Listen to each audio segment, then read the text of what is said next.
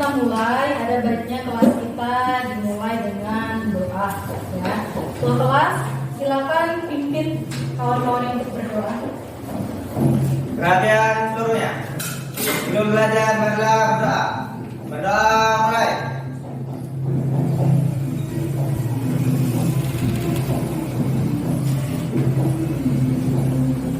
Berdoa selesai. Beri salam pada ibu guru. Assalamualaikum warahmatullahi wabarakatuh. Waalaikumsalam warahmatullahi wabarakatuh. Bagaimana kabarnya hari ini? Baik. Saya mau periksa dulu ya kehadirannya. Adelia Putri, hadir. Afdal Mukti. Ya, Bu. Oke. Udah selesai mengecek kehadiran. Ternyata yang tidak hadir hari ini banyak juga ya. 5 orang. Ada 5 orang yang tidak hadir dan semuanya tanpa keterangan. Oke. Untuk meningkatkan rasa nasionalisme kita juga, untuk kita belajar sejarah, kita akan menyanyikan salah satu lagu wajib nasional Garuda Pancasila.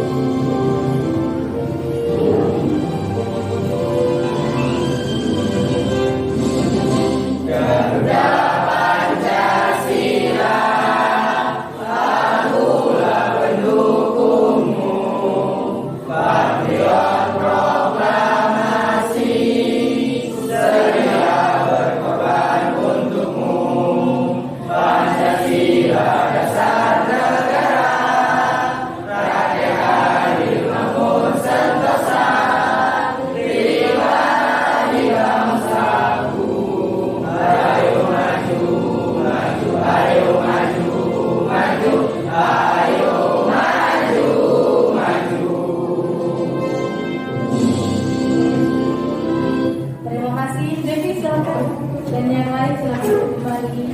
Silakan dilihat dulu kanan kiri apakah ada sampah yang berserakan. Cek dulu. Sampahnya, kerapihannya coba diperiksa berarti belum. Dan buku pelajarannya jadi meja. Ya, buku pelajarannya berarti oke.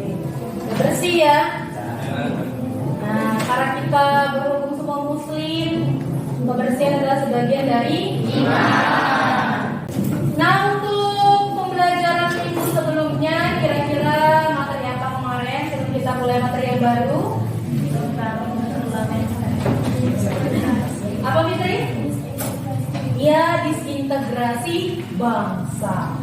Kita ibu memberikan sedikit motivasi untuk kalian ya, karena kita belajarnya sejarah. Ada satu filsuf dari Jerman yang memberikan pemikirannya tentang sejarah. Jadi dia ngomong ini, hal paling konyol yang diterima oleh sejarah adalah orang-orang tidak mau belajar dari sejarah. Ya kan? Sejarah udah terjadi, udah tercapai. Mana caranya supaya kita belajar dari yang sudah terjadi itu? Yang baiknya kita teruskan, kita improve, kita tingkatkan, yang buruknya nggak usah kita ambil. Ya, Hegel sendiri ngomong kayak gitu. Ternyata hal konyol itu apa sih? Gak masuk akal ya kan? Kok bisa orang-orang justru tidak belajar dari sejarah? Ya, kita harus belajar dari sejarah. Nah, itu motivasinya supaya kalian merasa sejarah itu penting kan Rizky? Untuk gambaran materi hari ini, kita akan membahas tentang yang namanya sistem pemerintahan pada masa demokrasi tahun 1949. Berapa tahun tuh jangkanya? 9 tahun lama atau enggak ya? Lumayan lah ya. SD aja 6 tahun. Berarti ini kira-kira tambah SMP ya. Jadi 9 tahun. Nah, kompetensi dasar yang akan kalian capai itu ada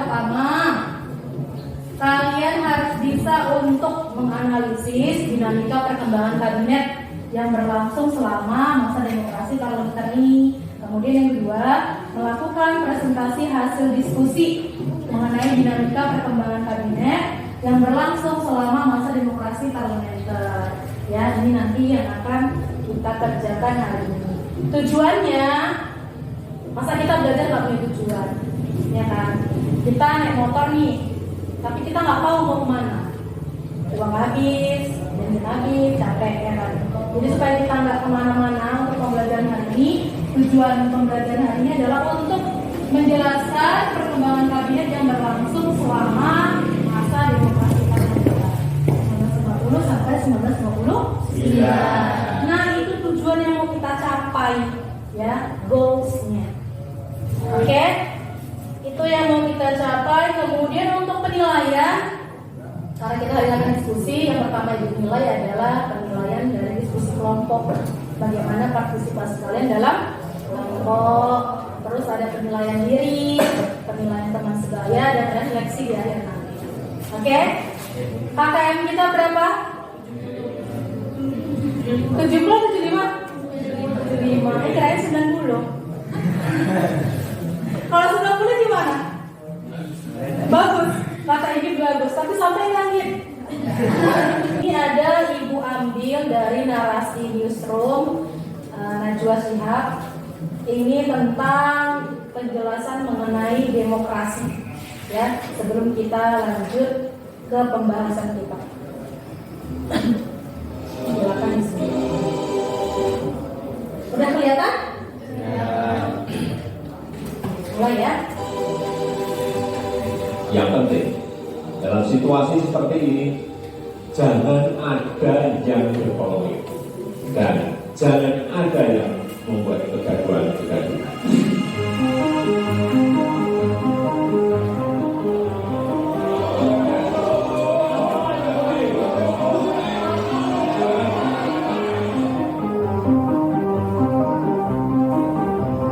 Demokrasi itu pasti bising, demokrasi itu pasti berisik.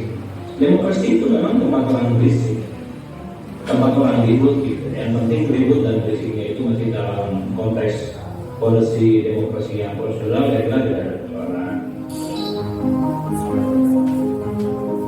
Nah, kalau menurut kalian, apa sih isi dari video tersebut? Ada yang bisa menyampaikan? Siapa? Kalau menyampaikan silakan angkat tangannya. Tadi apa kira-kira yang tertangkap ya dari penjelasan video ini? Ya apa gitu? Negara yang berdemokrasi itu dia tingkat kemajuannya lebih tinggi. Oke, tingkat kemajuannya lebih tinggi. Bagus, terima kasih ya Indit. Yang lain? Apa yang ditangkap dari video tadi? Oke, Arya? Tadi bu kesimpulannya di akhir video tadi bu ada sistem demokrasi adalah sistem pemerintahan yang paling buruk di dunia, tapi tidak ada yang lebih baik dari itu. Oke, terima kasih Arya pendapatnya atas isi video tersebut. Nah, jadi dari pendapatnya Indit tadi berdasarkan video, ternyata demokrasi itu adalah daerah yang negara yang kaya ya Indit ya. Kemudian dari Arya yang dia tangkap, ternyata demokrasi bukan yang terbaik, tapi tidak ada yang lebih baik daripada demokrasi. Loh, kok begitu ya? Jadi sebenarnya demokrasi ini iblis atau malaikat dalam pemerintahan negara, ya kan? Kita nggak tahu nih apakah dia di tengah-tengah, apakah dia bisa membantu negara ini untuk makmur, demokrasi. Nah, sekarang kita lihat lagi, demokrasi ini itu semuanya berbasis kepada rakyat. Rakyatlah yang berhak untuk menentukan pemerintahannya. Tadi setelah autokrasi tumbang, ya kan, terutama untuk negara-negara yang bekas kolonial, bekas dijajah, mereka milih untuk demokrasi. Why? Apakah sehebat itu, sesakti itu demokrasi? Orang udah lelah ditindas di masa ini. Mereka ingin menentukan nasibnya sendiri ya berdasarkan keinginan dia, ya kan? Dia nggak mau lagi yang teratur oleh demokrasi. Mereka ingin mengalami demokrasi yang free, di mana orang menyampaikan pendapatnya itu bisa. Adalah yang terkenal nih kutipannya dari Abraham Lincoln. Jadi menurut dia demokrasi dari rakyat, oleh rakyat, dia untuk rakyat. Pemerintahan ini ada untuk siapa sih Bu? Untuk presiden. pemimpin kalau tidak ada rakyat? Doni, wake up. Ya, jadi kalau yang tidak seperti ini berarti ternyata pemerintahan demokrasi itu harusnya hadir untuk rakyat. Nah, kalau di Indonesia demokrasi kita yang sekarang apa? Parlementer. Parlementer. Dengar dulu, semua dulu. Kalau sekarang kita pakai presidensil. Kita tidak lagi parlementer. Demokrasinya demokrasi apa? Ada di depan. Yang bersayap. Iya, demokrasi Pancasila. Cuman untuk pembahasan ini kita akan membentuk kelompok. Ya. Kelompoknya ada terdiri dari 4. Seperti biasa kelompok kita ada 6 orang. Yang tidak hadir mungkin kelompoknya berkurang ya.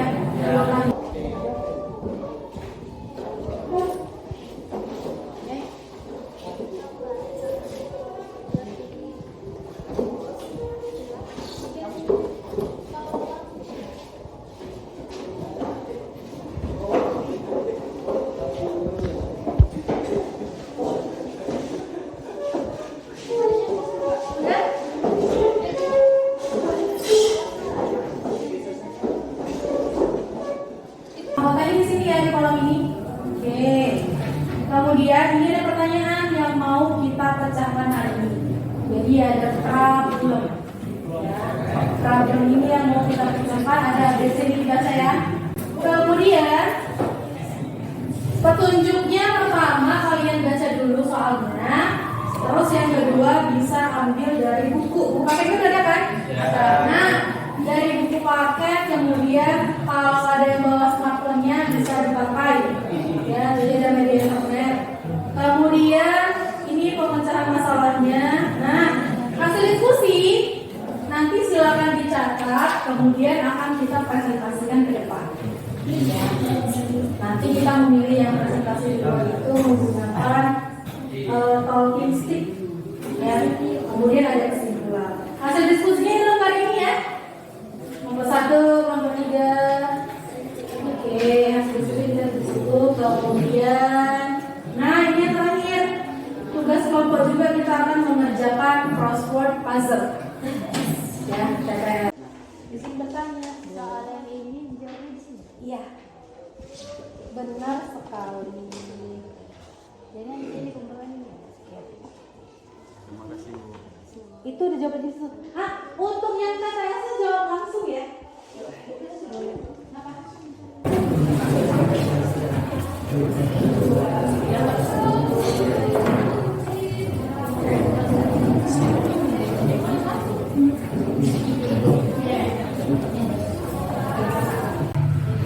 Kita mulai baru speednya jalan ya. Di mana lagunya berhenti berarti kelompok itu yang akan presentasi. Oke, kamu ya.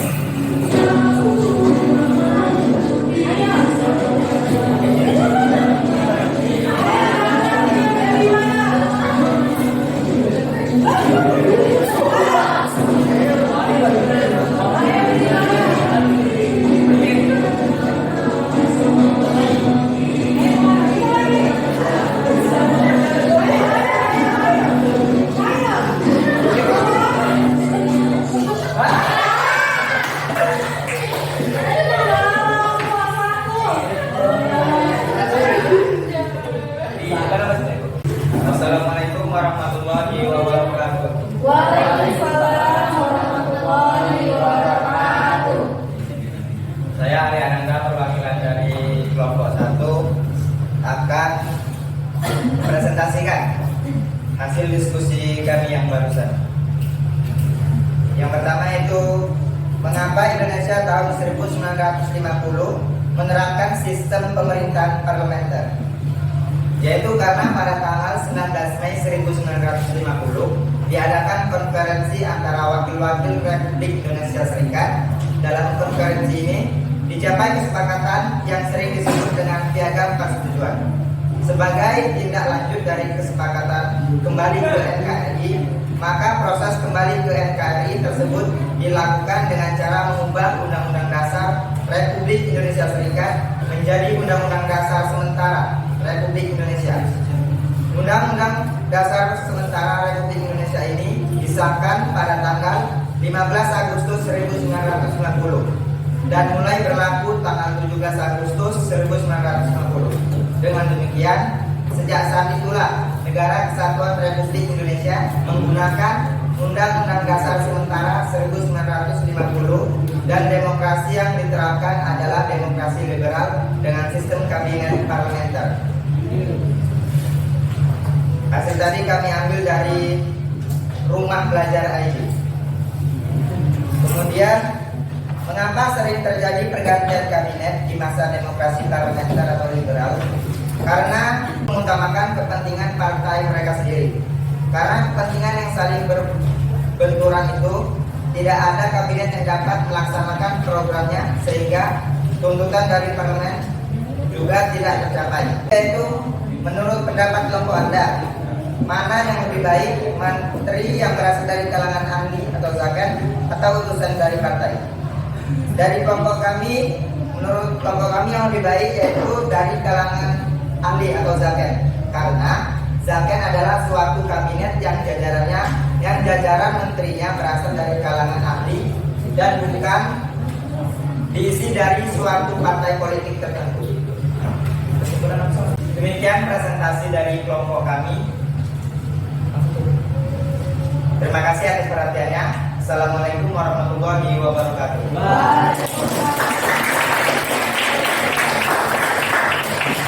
Terima kasih untuk kelompok 1 atas hasil diskusi beserta kesimpulannya sekali, gitu ya kan?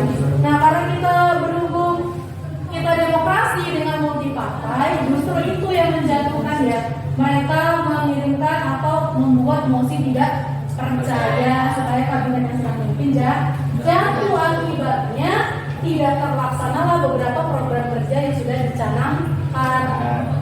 Ya, kemudian yang ketiga ini, nah kita sedikit dulu karena kita udah capek pada diskusi menyampaikan pendapat.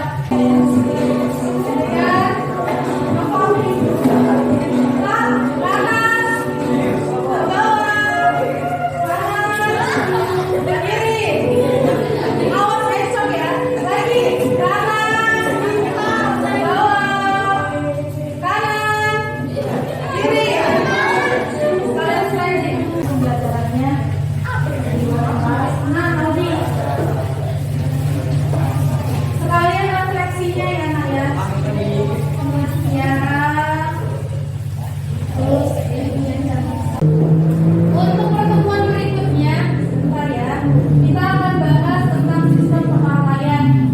Jadi di rumah, kalau nanti kalian cari bahan-bahan tentang sistem kepartaian yang mau dibahas. Karena kita multi partai, di mana juga gak kalah cantiknya. Kita tutup dulu pembelajaran kita hari ini. Semoga kegiatan kita hari ini pertama diberkahi oleh Allah Subhanahu wa taala. Kalian belajar untuk ilmu. Kemudian yang kedua, ini yang penting, kalian lebih mengerti materi dengan model pembelajaran seperti ini. Ya, dengan pola diskusi, kemudian tanya jawab, dan ada pemberian tugas ABD, ya kan? Kemudian yang paling pentingnya lagi adalah ini pembelajaran yang bermanfaat. Ya, saya akhiri pembelajaran kita hari ini. Saya ucapkan terima kasih atas perhatiannya. Mohon maaf apabila ada kesalahan saya dalam menyampaikan pembelajaran. Ya.